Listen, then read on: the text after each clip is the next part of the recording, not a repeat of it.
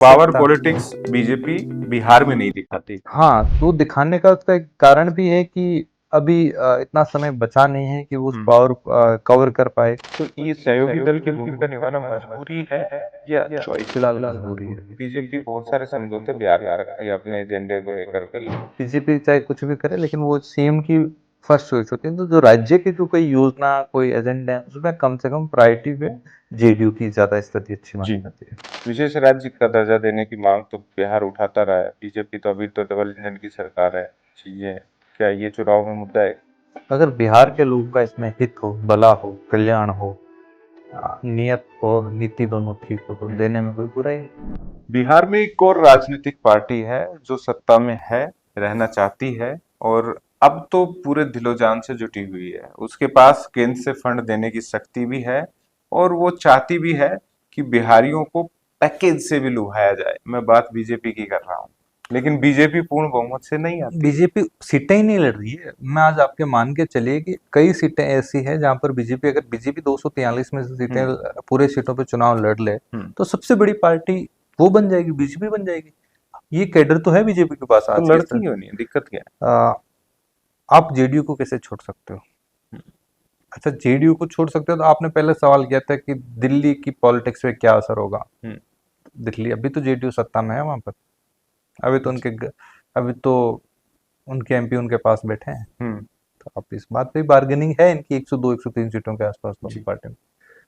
यही आ जाता है कि नीतीश कुमार जैसे फेस की कमी क्यों है बीजेपी में? आदमी को क्यों ऊपर नहीं उठाते? केवल इसीलिए कि नीतीश जी हैं, ठीक है। दिल्ली में तो अभी सत्ता में आए, देखो, बाकी तो पूर्ण बहुमत थे पिछले साल। बीजेपी में अभी कोई भी बिहार में जनाधार वाला एक आध नेता, बड़े नेता कौन अगर? जनाधार का नेता जिसके पीछे लोग मुख्यमंत्री माने, वैसा कोई चेहरा दिखा नहीं। और ये बीजेपी के जितने भी नेता है वो तीसरे या चौथे नंबर पे आते हैं मुख्यमंत्री के।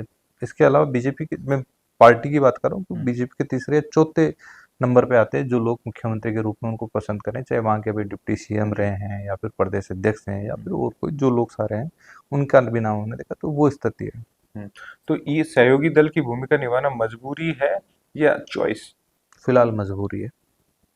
पहले चॉइस आने वाले टाइम में बन सकती थी जी कि भाई हम दिल्ली को स्टेबल करने के लिए अपनी चॉइस का किसी पार्टी में सीएम बना दें। हाँ, लेकिन अभी फिलहाल जो है तो उनकी मजबूरी भी है कि अभी अनस्टेबिलिटी नहीं आ जाए दिल्ली में। जी बाकी उनको भी पता है आज की स्थिति में पार्टियां, बीजेपी के कई लोग मान रहे इस चीज को कि ये सब कुछ हो रहा है हमारे लिए लाइबिलिटी बन चुकी है जेडीयू।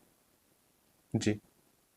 तो पहले ऐसा पावर था। पॉलिटिक्स बीजेपी बिहार में नहीं दिखाती। हाँ, तो दिखाने का उसका एक कारण भी है कि अभी इतना समय बचा नहीं है कि वो उस पावर कवर कर पाए। और वहां पर उनके जनाधार वाला कोई नेता नहीं है। ये सबसे बड़ा कारण है कि आप किसके दम पे उठाओगे। कोई जो ऐसा कोई नेता आपके पास दूल्हा नहीं है उनके पास, दूल्हा नहीं बारात ही है, बारात है। बारात खूब अच्छी, जी। दूल्हे का कोई तो मिल जाए तो बढ़िया। ऐसे कहते हैं कि बीजेपी बहुत सारे समझौते बिहार में करती है अपने एजेंडे को लेकर भी। ऐसा है क्या? ये एक आपको एक बहुत इंटरेस्टिंग बात बताता हूँ। बिहार के अंदर कई लोगों ने, हम मिले हैं, कई सीनियर्स लोग मिले हैं, कई सीएमओ में बैठने वाले लोग भी मिले, उन्होंने ये हमसे बताया बातचीत कि इंटरफेयर नहीं करती है। जो अगर किसी जिले में कोई कलेक्टर लगाना है तो बीजे, अगर सीएम चाह रहे हैं इसको लगाना तो वही लगाएगा। बीजेपी चाहे कुछ भी करे, लेकिन वो सीएम की फर्स्ट चॉइस होती है। तो जो राज्य की जो कोई योजना, कोई एजेंडा है, उसमें कम से कम प्रायोरिटी पे जेडीयू की ज्यादा स्थिति अच्छी मानी जाती है। तो बीजेपी बिहार में अभी अगड़ों की पार्टी है या पिछड़ों का भी थोड़ा वोट प्रतिशत लेके नहीं, जाती ओबीसी और जनरल के अंदर बीजेपी की अच्छी स्थिति इमेज है। है? जी। विशेष राज्य का दर्जा देने की मांग तो बिहार उठाता रहा है। बीजेपी तो अभी तो डबल इंजन की सरकार है। चीजें क्या ये चुनाव में मुद्दा है? अगर बिहार के लोगों का इसमें हित हो, भला हो, कल्याण हो, नियत और नीति दोनों ठीक हो, तो देने में कोई बुराई नहीं। बीजेपी कई राज्यों में प्रयोग करती रहती है, बिहार भी प्रयोगशाला है। बिहार अगर प्रयोग, जैसे कई कयास थे कि उपराष्ट्रपति चुनाव के अंदर किसी बिहार के व्यक्ति को बनाया जाएगा, लेकिन वहां पे तो वो नहीं हुआ। तो इसलिए प्रयोग तो हर कोई अलग अलग तरीके से करते रहते हैं। जी जी। तो रोजगार और पलायन रोकना दो बड़ा मुद्दा तो है। बीजेपी इसमें कुछ है मुखर कि हाँ अब की बार वापस आना है, नीतीश जी को भी चाय लाना है?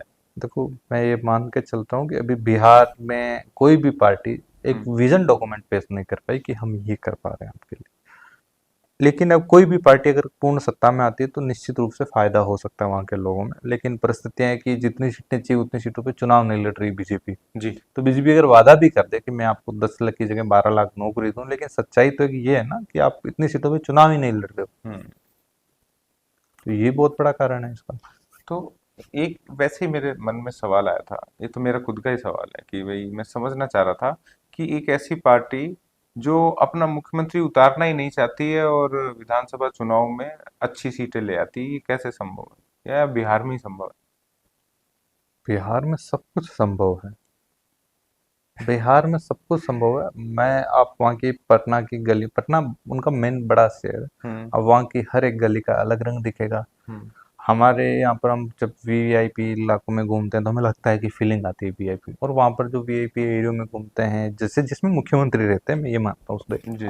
तो वहाँ पर हम आने के बाद में, आपने जब शुरू में कहा था कि वहाँ जब एयरपोर्ट उतरा बस स्टैंड लगा, तो वहाँ पे भी वही लगता है कि सामान्य से लोग रहते हैं, सामान्य तरीके से वो जी। विकास उसी आसपास दिखता है, इससे ज्यादा कुछ दिखता नहीं। जी। जी। तो वो तो सीएम लोग वहाँ पे, सड़कें, ये चीजें देख के भी नहीं बदलते हैं। हम्म। पार्टियां नहीं बदलते हैं। लालू प्रसाद जी बहुत लंबे टाइम से थे, हम्म। नीतीश कुमार जी अब लंबे टाइम तक। तो परिवर्तन टॉप लेवल को लेकर कम होता है उनके, बाकी एमएलए बहुत बदलते रहते हैं।